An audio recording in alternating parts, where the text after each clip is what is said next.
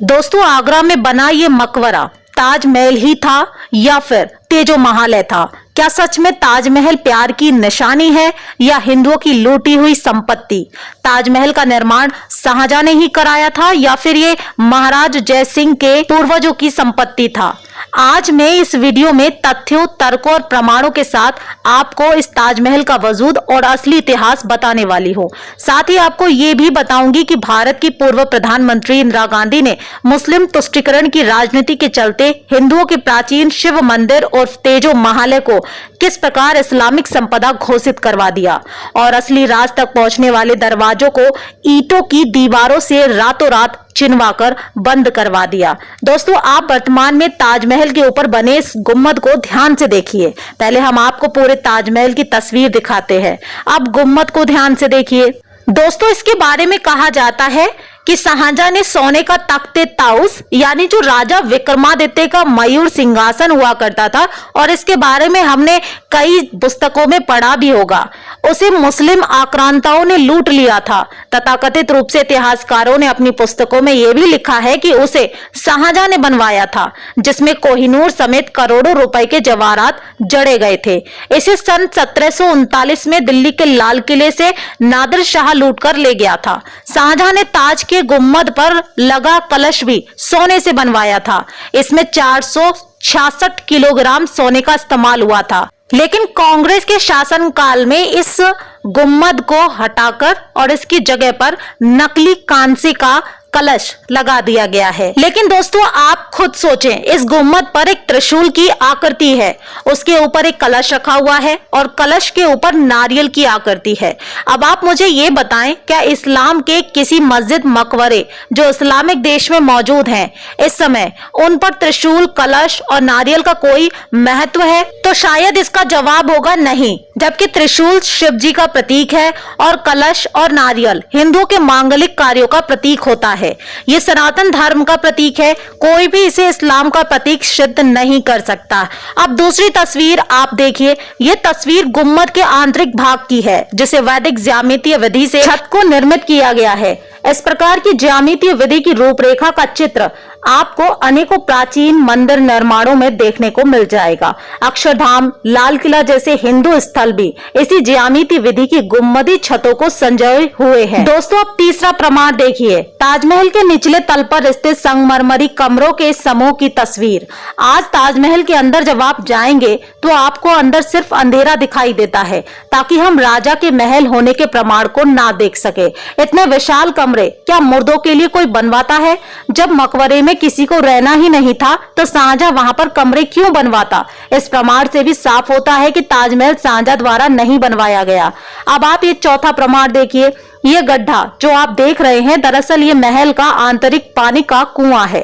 ताजमहल, जिसे मुस्लिमों का मकबरा भी कहा जाता है, वहां पर कुआं कभी नहीं बना करता है। चाहे तो आप और भी मकबरों का मुआयना कर सकते हैं। अब ताजमहल में कुआं बनवाने का मतलब था कि या तो वहां पर राजा का परिवार रहा करता था या फिर लोगों के रहने की वहां पर पूरी तरीके से व्यवस्था की गई थी, जिसके लिए कुआं बनाया गया ताकि जल का प्रबंध किया जा सके। अब आप पांचवें प्रमाण को देखिए, आपको पूरा विश्वास हो जाएगा कि ताजमहल इस्लामिक धरोहर नहीं है।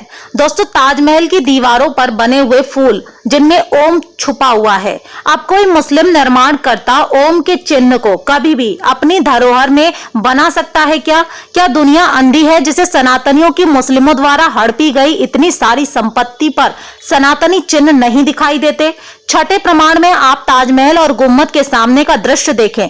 दुनिया में किसी भी मुस्लिम इमारत को महल नहीं कहा जाता है, और वैसे भी महल हिंदी और हिंदुओं का शब्द है, अरबी, उर्दू, फारसी का नहीं। दोस्तों, जिन देशों से मुगल तक के लुटेरे भारत में घुसे थे, वहां कोई भी महल तो छोड़िए, ठीक से उनके गधों के रहने के लिए झोपड़ी तक नहीं बनी थी।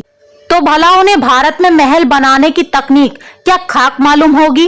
दोस्तों, आप जब भी ताजमहल जाएंगे तो वहां कुछ खुले दरवाजों को आज से 40-50 साल पहले दीवार लगाकर बंद कर दिया गया है, कुछ इस तस्वीर की तरह। और ये सब तब हुआ जब पुरुषोत्तम नागेश ओक की खोज से डरकर इंदिरा गांधी द्वारा बहुत से साक्ष्यों को छुपाने के लिए गुप्त ईंटों से इन दरवाजों को बंद किया गया था। अब कोई मुसलमान हमें बताए कि मकबरों में ये गुप्त कमरे बनाने का मकसद क्या होता है, जबकि इतिहास गवाह है कि भारत हमेशा से सोने की चिड़िया रहा है और मुस्लिम आक्रांता हमेशा से लुटेरे।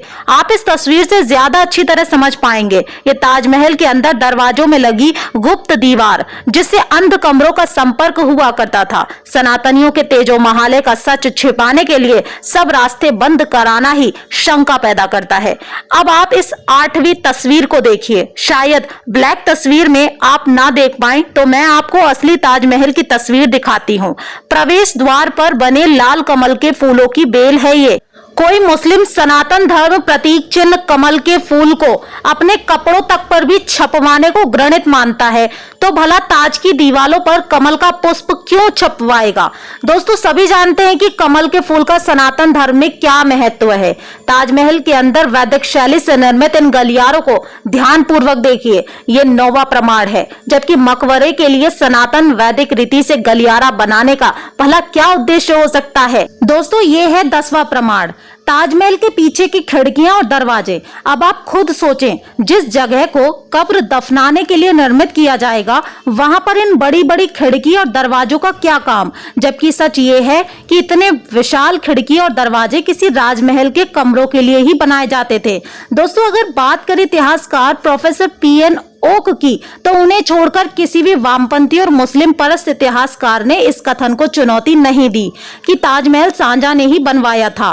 प्रोफेसर ओक ने अपनी पुस्तक ताजमहल द ट्रू स्टोरी द्वारा इस बात में विश्वास रखते हुए कहा था कि सारा विश्व इस धोखे में है कि खूबसूरत इमारत ताजमहल को मुगल बादशाह शाहजहां ने बनवाया था। ओक आगे कहते हैं कि ताजमहल प्रारंभ से ही बेगम मुमताज का मकबरा न होकर एक हिंदू प्राचीन शिव मंदिर है, जिसे तब तेजो महाले कहा जाता था। अपने अनुसंधान के दौरान ओक ने खोज की इस शिव मंदिर को शाहजहां ने जयपुर के महाराज जयसिंह से अवैध तरीके से छीन लिया था और इस पर अपना कब्जा कर लिया था। ठीक वैसे ही जैसे आज रोहिंग्या मुसलमान हिंदुओं को प्रताड़ित कर उनकी जमीन को कब्जा कर अपने मलिन बस्तियां बनाकर 10 से 15 साल में उसे कानूनन अपनी संपत्ति बना लेते हैं। PN ओक के जीते जी कोई भी इतिहासकार उनके तथ्यों और प्रमाणों को चुनौती देने नहीं आया, जबकि ओक ने सभी को चुनौती दी थी। यहां तक कि RC मजूमदार भी PN ओक को पागल इतिहासकार कहकर उनके तथ्यों और खोजों को नजरअंदाज कर दिया करते थे, क्योंकि उस समय मुस्लिम परस्त कांग्रेस थी जो केवल मुस्लिमों के पेट भरने पर विश्वास करती थी। दोस्तों, अब आप 11वां प्रमाण देखिए। जो तस्वीर आप देख रहे हैं, पादशाहनामा के अनुसार इस स्थान पर मुमताज को दफनाया गया था, जबकि ये जगह ताजमहल से काफी दूर है। लेकिन फिर भी भ्रष्ट इतिहासकार जो हिंदुओं के धार्मिक स्थलों का सच हमसे छिपाते रहे, उन्हीं का झूठा और मुस्लिम परस्त इतिहास आज तक छात्रों को पढ़ाया जाता है। अब ये 12वां प्रमाण देखिए। ये तस्वीर देखिए। मकबरे के पास एक संगीतालय है जो कि एक विरोधाभास उत्पन्न करता है, जबकि मकबरा इस्लाम में मुर्दों की लाश को दफन करने के लिए चालाकी से बनाया जाता था। तो भला कब्र के पास संगीत बजाने या नृत्य करने का औचित्य हो सकता है क्या?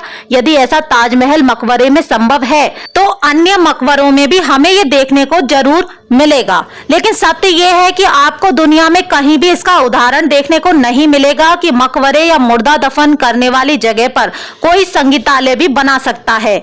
दोस्तों, न्यूयॉर्क के पुरातत्वविद प्रोफेसर मार्विन मिल्स ने ताजमहल मकबरे के यमुना की तरफ बने दरवाजे की लकड़ी की कार्बन डेटिंग के आधार पर 1985 में यह सिद्ध किया था कि यह दरवाजा सन 1359 के आसपास अर्थात शाहजहां के जन्म से लगभग 300 साढ़े 300 साल पहले का है। मुमताज की मृत्यु जिस वर्ष यानी 1631 में हुई थी, उसी वर्ष के अंग्रेज भ्रमणकर्ता पीटर मुंडी का लेख भी इसका समर्थन करता है कि ताजमहल मुगल बादशाह के पहले का एक अति महत्वपूर्ण और हिंदू शैली में बना हुआ एक भवन था।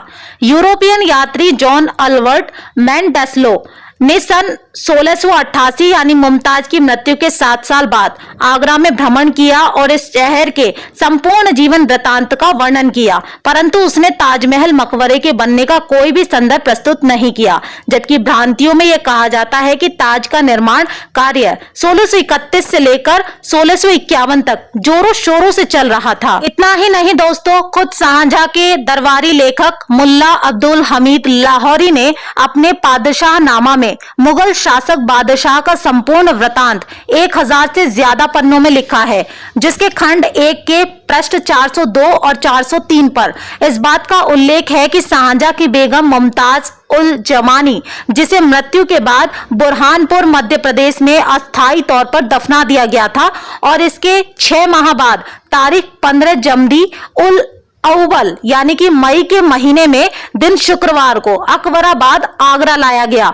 फिर उसे महाराजा जयसिंह से लिए गए आगरा में स्थित एक असाधारण रूप से सुंदर और शानदार भवन इमारत आलिशान में पुनः दफनाया गया। लाहौरी के अनुसार राजा जयसिंह अपने पुरखों की इस आलिशान मंजिल से बेहद प्यार करते थे, पर बादशाह के दबाव में वो इसे देने के लिए तैयार हो गए थे। इस बात की पुष्टि करने के लिए यहाँ ये बताना अत्यंत आवश्यक है कि जयपुर के पूर्व महाराज के गुप्त संग्रह में वे दोनों आदेश पत्र अभी तक रखे हुए हैं, जो शाहजहां द्वारा ताज भवन को समर्पित करने के लिए राजा जयसिंह को भेजे गए थे।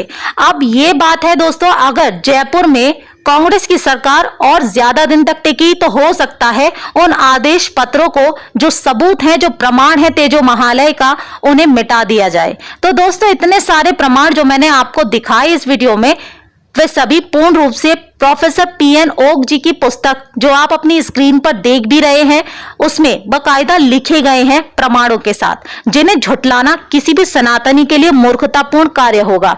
हमें सच्चे इतिहास से हमेशा वामपंथियों ने कोसों दूर रखा। हिंदू इतिहासकारों में कुछ ही ऐसे थे जो अपने धर्म और धार्मिक संपदा की खोज में लगे हुए थे, अन्यथा वामपंथियों और सभी मुस्लिम इतिहासकारों ने मस्जिद मकबरों के नीचे दबाए गए मंदिरों महलों के अवशेषों तक का सच हमसे छुपाए रखा, और ऐसे इतिहासकारों को कांग्रेस ने अपना पुरजोर समर्थन भी दिया। दोस्तों, इतने सारे प्रमाणों को देखने के बाद अब आपको वीडियो को ज्यादा से ज्यादा लोगों में शेयर करना चाहिए। फिर लेकर आऊंगी एक और ऐसी ही वीडियो प्रमाणों के साथ।